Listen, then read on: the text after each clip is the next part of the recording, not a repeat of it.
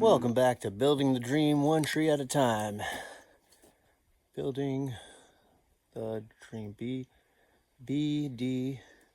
Building the Dream one tree at a time. BDOTT. BDOTT. B dot. B dot. We should just call it B dot. Okay, Building a Dream one tree at a time, where we use our own trees to build stuff. You'd know more if you watched our previous videos. Just go ahead and watch those real quick. And don't forget to hit subscribe. Go ahead. I'll wait. So we're out here in the woods on our beautiful piece of property. We set up our headquarters. We got our foundation done for both the house and the barn. And that's what we're going to work on today. For now, this barn is just going to be essentially a carport, meaning no walls yet. Might be a whole lot more than a barn someday. But for now, we're going to build a timber frame structure and put a metal roof on it. Step one, buy the materials. We're going to need a bunch of timbers. Let's head over to the lumber yard.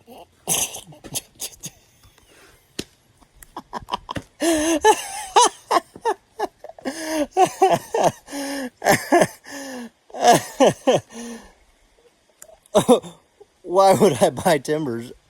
I have a sawmill right here and a forest. A whole forest of southern yellow pine. Okay, let's mill some logs into timbers.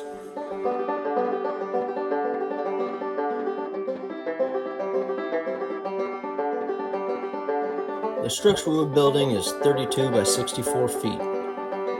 It includes a total of about 80 timbers, 52 braces, and a couple hundred pieces of lumber for the roof railings. It's going to take some time to mill all that.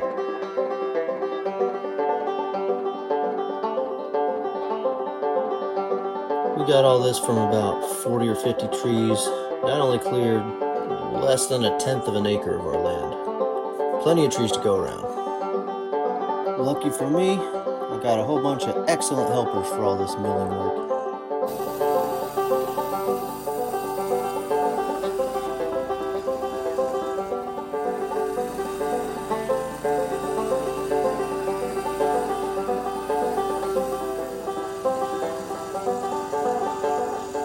Okay, got all the timbers milled.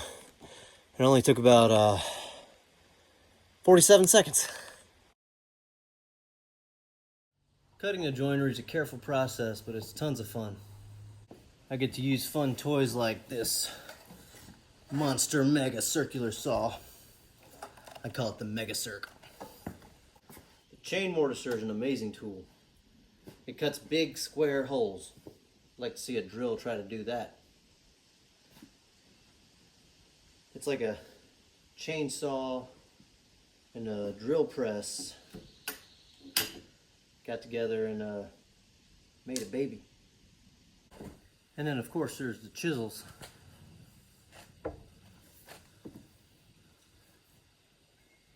So smooth, so sharp, so shiny. Oh, sorry. What's that? How long do I dry the wood before I use it? Oh, easy. I don't. I build with it green. Doesn't need to dry beforehand. These timbers will be exposed, so they'll dry out naturally over the next several years.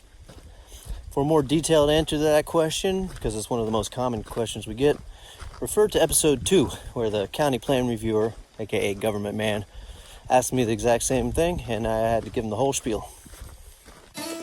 Now you may like to see more detail and explanations on the joinery we're cutting here, and I promise you'll get it when we show you the house timber framing process, a couple episodes from now. Sit tight, I'll show you everything in good time. Why are we building the barn structure before the house?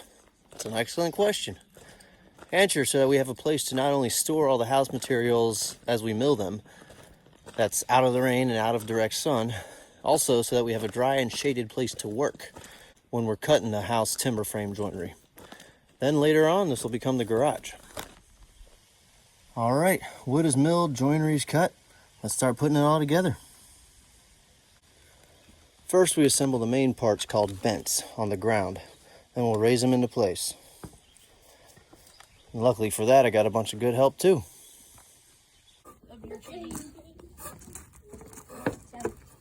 All right, fellas, let's raise these timbers. Aren't you going to need a crane for this? Ah, why would I need a crane when I have good friends like you guys? Just grab the ropes and pull, that's all we need. Please. Ready? Go. We rigged the timbers up with ropes and pulleys to the trees and used a tractor to help hoist it into place. Took a whole bunch of attempts before I finally realized that we would need a crane. I think we're going to need a crane. I think you're right. Luckily, my brother-in-law, who's a mobile mechanic, has a crane truck. It's not exactly meant for construction, so its reach is somewhat limited, but we made it work for a while.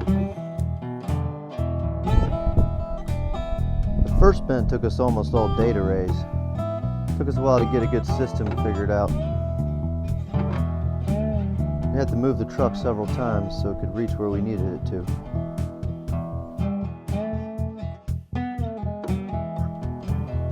The second bent took a fraction of the time. Still not quick and easy by any means.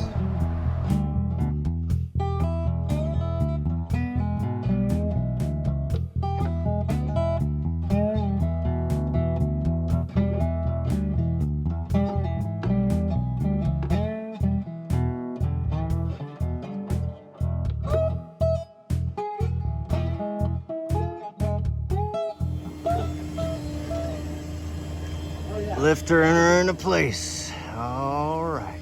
I'm taking a video. Oh, you are right now? Right now? Well, on this one. Oh, great. Keep going, keep going. You gonna be able to rotate it in? I'm gonna lose the height eventually. No, I mean rotate it in that way. Oh yeah. And brace for impact.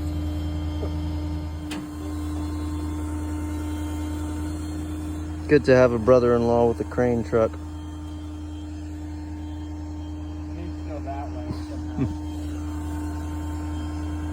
Yep. Alright, coming down a little.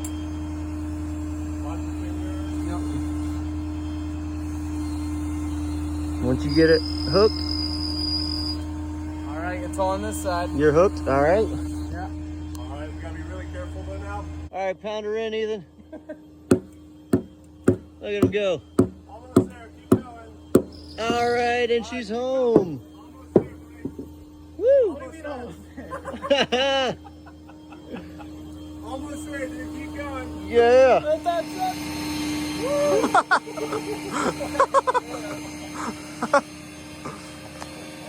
the biggest delay.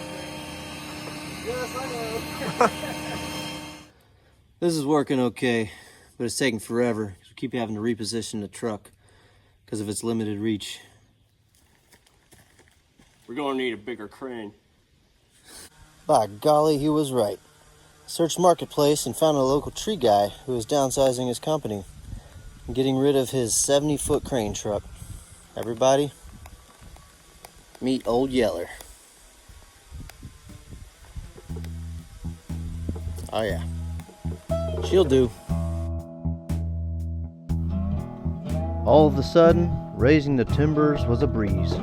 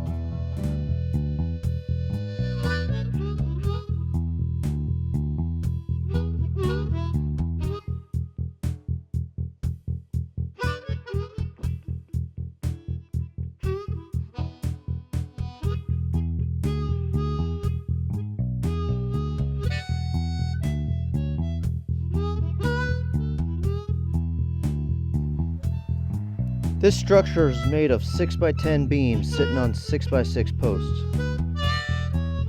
And 6x8 rafters sit every 4 feet. After getting the timber structure up, we nailed 2x4 purlins across the rafters, every 2 feet. And we screwed the metal roofing panels down onto that. We're using 26 gauge steel. We want it nice and solid. That branch you see up there is called the wedding bush. It's placed up there when the timber structure is complete, typically taken from the same type of tree as the timbers, in our case, southern yellow pine, kind of a tribute to the trees used for the structure.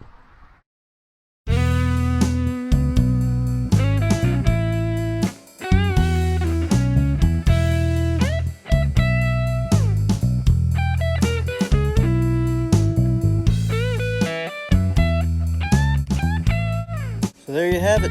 Barn structure is complete, for now. We have a place to store the timbers and lumber for the house, out of the rain, out of the sun. We'll set up a workshop area in here too, so we can have a better place to get all the joinery cut and all that. That was an adventure. It was a good trial run for all this timber framing stuff. Now I feel more confident building the house, now that we've had some practice with timber framing and know exactly what equipment we need. Thank you so much for watching. Leave us a comment, let us know what you think, and if you're more experienced at this stuff than I am and want to give me some tips, I'm all ears. God bless you, and we'll catch y'all in the next one.